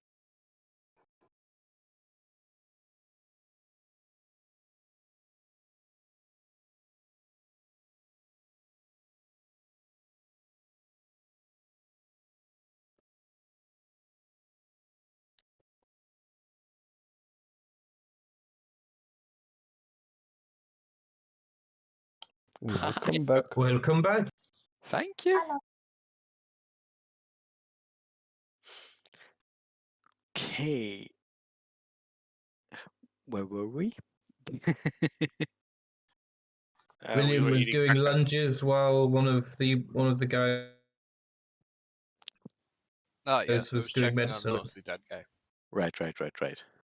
So, unwrapping the quote unquote bandaging, which then reveals proper bandaging, apart from the bandages being, soaked in blood, there is a more growing faint scar across the chest, and from the breathing, like compared to when you brought the individual back to the camp, I'd like to say it's more stable. It has that hint of, chip of sometimes, but not as often. If you press it, yeah, might probably wake it up, but you're not entirely sure. They seem healed enough to not be like at death's door, at least. Right. Do I know if prestidigitation will clean the blood from the bandages? Absolutely. It might not bring out the stain completely, but it's gonna be way better. All right. Yeah, I will. I will go ahead and cast some I was like, prestidigitation. That's I think the best I can really do for him at the moment. Okay. Whoops. So, all of you being awake, you see the blood slowly disappearing from the wraps of bandage around the individual. Doesn't seem to do much to the person in question, but it does indeed look a lot cleaner. And Does he then look? I will go ahead and get those out of the way for a moment. If it's possible, if they're like on enough that removing them would destroy them, I'll leave it alone. But if it's possible to move them so that I can get an actual look at the wounds, I would like to do that. Doing so alone would be difficult, but Gurakuro kind of catching the hint does help you to at least hold the individual up enough for you to reach like one hand to roll the whole bandage wrap like from the front to the back to the front to the back, you know, to unroll it. Right.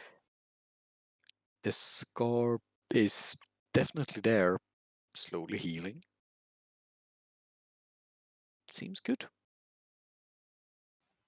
Can I get any note of if it's like this is like an edged weapon or some sort of claws or any sort of information It's of that nature? yeah, I'm not even going to ask for a roll for that because it's easy enough to see that it is a fairly sharp, however jagged edge of a blade of some sort, having pierced from what you can tell, like from the lower stomach going upwards, from the left of the person to the right, like literally go in and slashing upwards. It's a wonder this person is alive, if anything. All right. Well, whether or not the bandages are actually helping at this point, we might as well put them back. And then the last thing I want to check for after that is if they have. So that was definitely on the chest, right? So I want to see if they have Yeah. any wounds on their back, or like the Okay. back of their legs, or like defensive wounds on their forearms. Okay, so you roll the person somewhat around, I suppose. You know, at least to the side to see the back. The back seems mostly unharmed from the individual is wearing light clothing, like no actual armor per se, but no wounds on the back or the legs. And laying them back on their back, their arms seem fairly unscathed as well. Okay. So I suppose as I'm heading to join everyone for food, assuming everyone else is eating or at least waiting on me to finish looking at this guy at this point. I imagine you wrap it somewhat back up to. Yeah. Yeah. William has finished doing his thing and does a nod to the nearest person, to like tips his non-existent hat to the nearest person.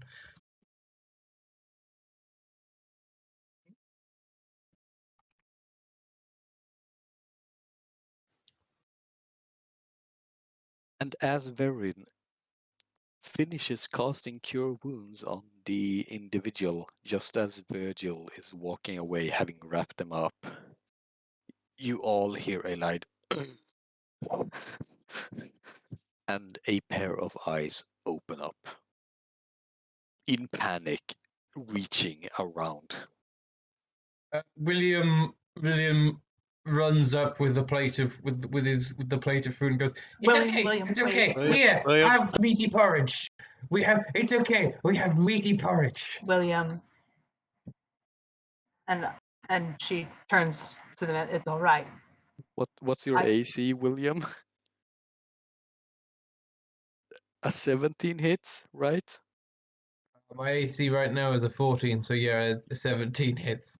You take 1 point of bludgeoning damage as, like, in the panic, the individual sees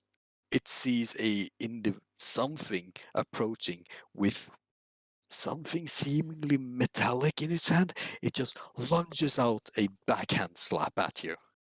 Just slaps you across the face. Snores! Oh, my snores! Oh, Yeah. yeah. 1 point of Baron bludgeoning. sort of gets between deserve them, that. not to I kind of deserve that. yeah, just sort of as in a way to put a buffer between the two, like he's not gonna hurt you. I found you He like was. out there. It's fine. I came on too strong. It's okay. Where am I? Where- And you see, like, as this individual is half panting out his words, crawling back towards whatever tree to get, cover to their back, they'll look at all of you, and like the moment they feel that safety to their back, you see them just give out that like relaxed sigh of, I'm in safety, okay, I'm safe, where's all my friends? I Where found you just passed out. where is everyone? Oh no, everyone's dead. No, shit, everyone died. God, no, we should never gone on this mission. Can We you should tell never us gone what on this. happened? We should Calm never gone on. We down. should never gone on. We Can should I never. We should never just gone on this put mission. my hands just on his upper forearm or like up by his shoulder and just sort of gentle pressure. Just Yeah, and the it's individual all right. quickly like latches onto you, sobbing, like repeating, "We should never gone on to this mission. Everyone's dead. We should never done this. We weren't equipped for this. We should never have gone." Just Over sort and of over. awkwardly like sort of rubs on his back like it's all right. Do you think you can tell us what happened? Maybe eat something? William sort of trying to read the room, sort of like gently moves the meaty porridge toward like this time like as cautiously as he can offer the meaty porridge to the poor man. The man just kind of slowly goes into that repeating of, it was a bad choice, just sobbing. It seems to be way out of it. Tell me, do you work for the tower? Perchance. The man, being in that uncontrollable sob, gives no response, doesn't even seem to acknowledge the question. Can I try to calm him down? Like, can I use like, it's okay, it's okay, it's okay. Like he's trying. Like he looks him in the eyes and goes, "It's okay. We can't help you if we don't know what's happened. You need to calm down a little bit so we can understand you and help you." With that reassuring presence of Verin, I'm gonna say go ahead and roll a persuasion with advantage.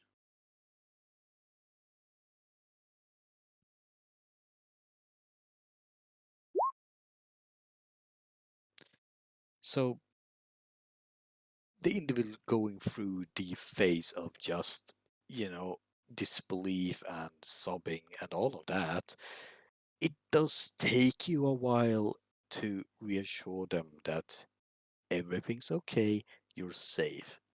Yeah, a pat on the back here and there, just showing empathy, maybe sympathy. He gently puts like the Yeah. meaty porridge into his hands and goes, "There, The individual eat." kind of going from this a panic attack to, for a split second, okay, we're good, okay, let's eat. Like, in that split second of, okay, we're good, let's talk, they rather go for the food, because, I mean, the food's right there. You're literally pushing it onto them. It's good, right? It's good, yes. So, I've had much worse. This is good. Thank you. Good. So, We should never have gone there. Oh my god, this was a mistake. All so, of it. so are you from the same group as he points to like Virgil and like Gurukokro? Are you from like the wizard tower thingy? How did you make this? Wait, from what? I'm. Oh, The tower, the wizard towery thing, the wizard group guild. I don't know. I'm from the flipping boons. can I have yes? And he takes another bite of the meat porridge and places it down and kind of like places both palms over his eyes, taking a deep breath, really collecting himself before letting out a long, long sigh. Right. I was sent on the behalf of, and he gives a quick glance around at the party, of a proprietor of the town to investigate. We were ambushed and everyone died. I hate to be a stick. What were you ambushed by? I hate to bring this up. I really do. But we're kind of going into the forest, so we need to know. I don't. I'm not sure. They look like rats. Oh.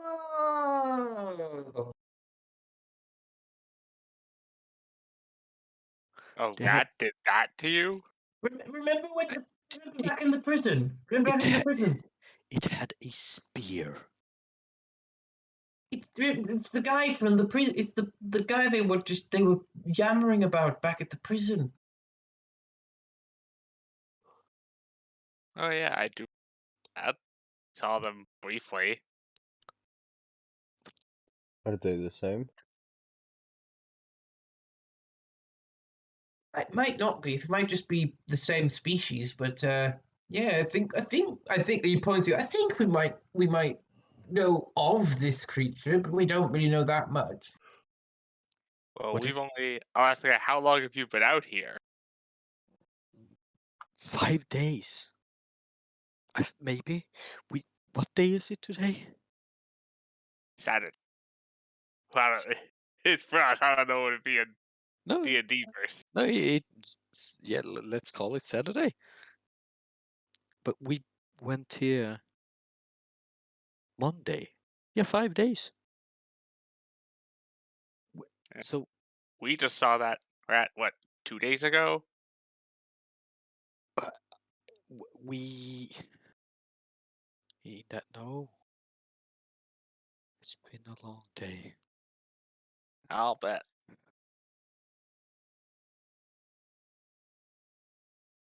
And now, like, feeling safe to a degree, the individual kind of starts, doing that self check of patting their chest down, patting their legs down. Like, okay, I have both my arms, I have both my legs, my chest. Okay, that's a big scar, but I'm okay.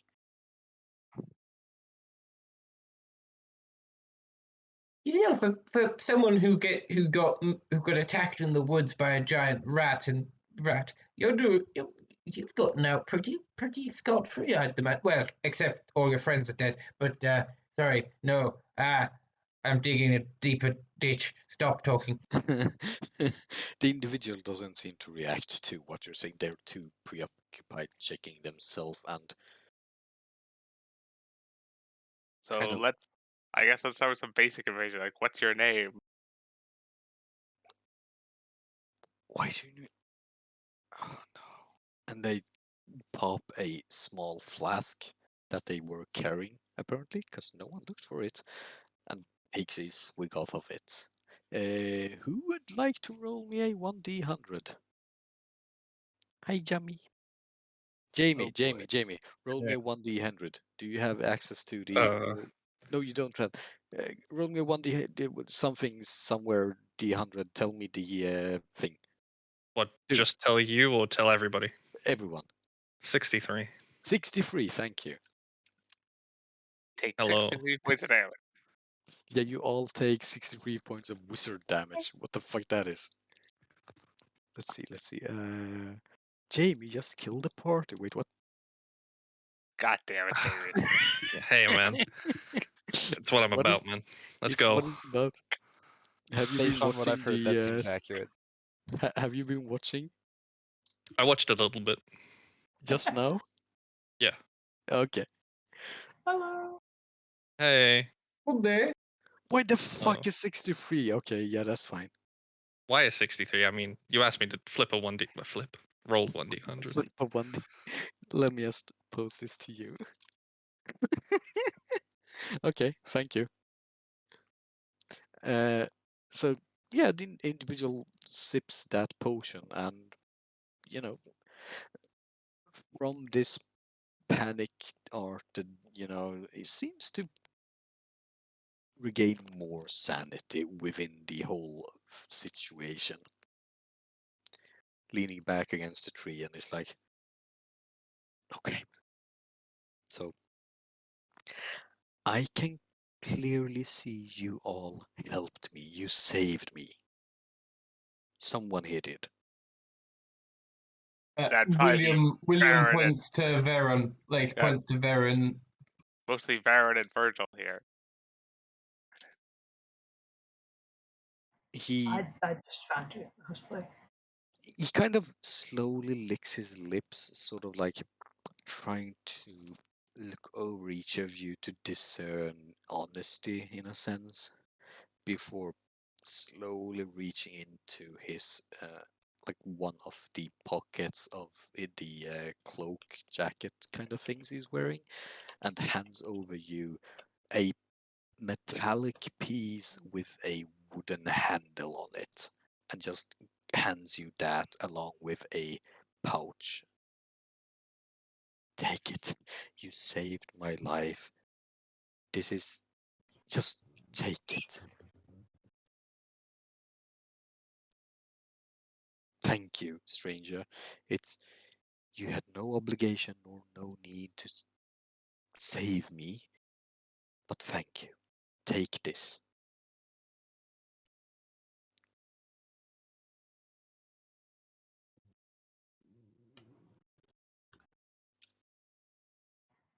Oh, I'm sorry. I take the thing.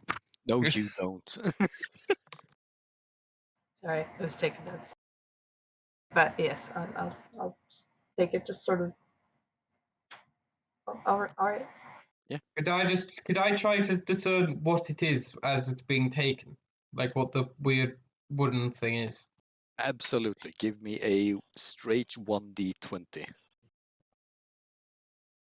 No bonuses.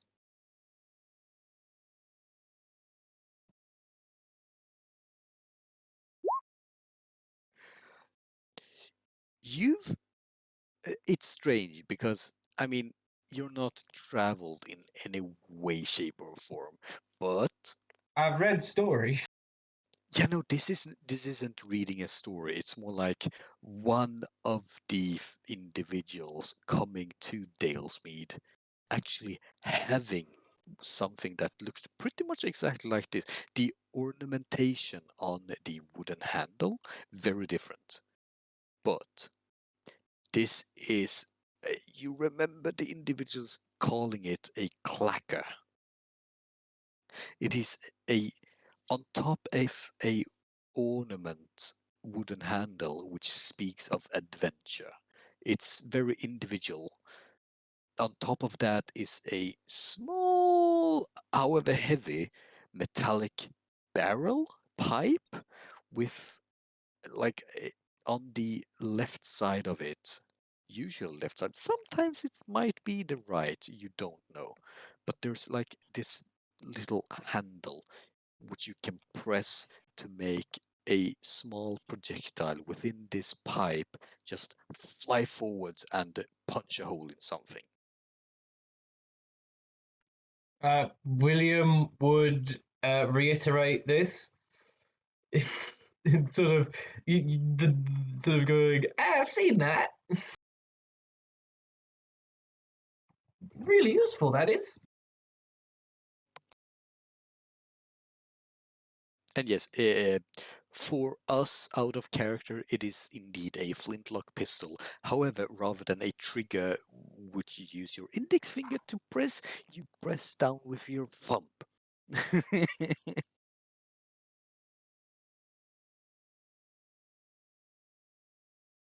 They're very rare, though. I only saw like the one thing. It's like a guy came into the village like ages ago. He had a similar looking thing. Was very paranoid about it being taken. He was particularly racist, if I remember correctly, like supremely racist. Like he considered all halflings to be like thieves, and I don't know why he even came to Dalemead. How does it work? And like as she's sort of not like pointed the open end like willy nilly, but just sort of trying to like turn it and look at it without like, well, pointing it willy nilly. Yeah, can I Well, can I have a d20 on that? No bonuses, just a d20.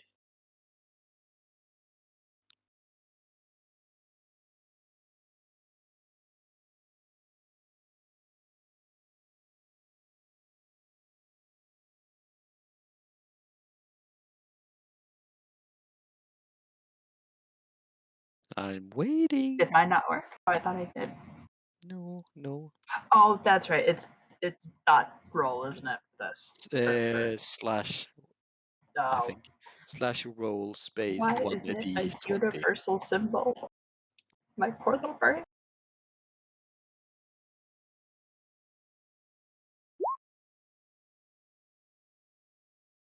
Wow. So, like, pressing, you fiddle around with it. At one point, you point it at your face to look what's inside of this thing, and then you turn it around and, okay, so when I start pressing with my thumb, it kind of gives a little bit, but if I press more, it might say click. You stop yourself from making it go click, and kind of quickly realize, okay, so going off what William told me and how this feels, I should point this at something and then press with my thumb and make it go click, and that's going to put a hole in something. You're really sure about that? Because, going off what William said and what you're feeling. Point it, make it go click, and problem solved.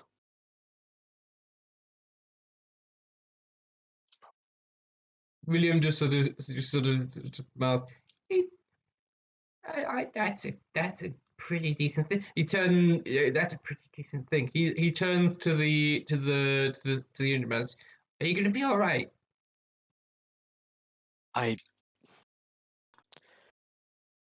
Which way is the town? Town of He Repentance. William points to the road and says, I think you go south that way and you should reach the town. No, town is north of here. Yeah, Sorry, but that's I'm south bad at directions. The individual kind of quickly starts to, make their way up on their feet and gives you all a nod before reaching down to your plate, taking that with him and kind of eating as they're going, just going northwards.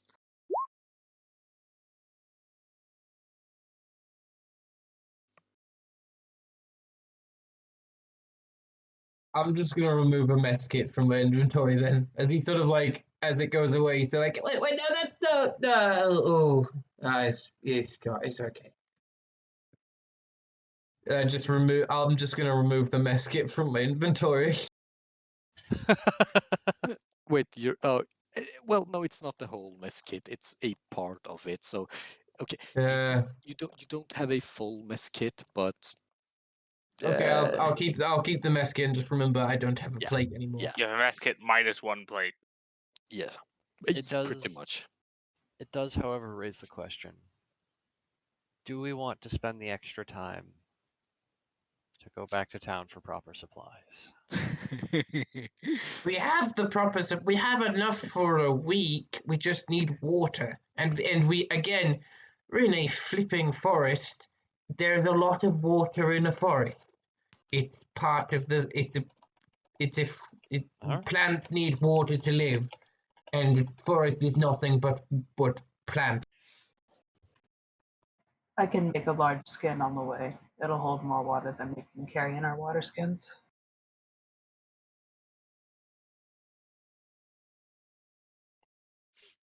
But it probably wouldn't hurt to double check. Just should we go back? Oh God. Yeah. With Honestly, that, honestly, I could go either way. I don't really care.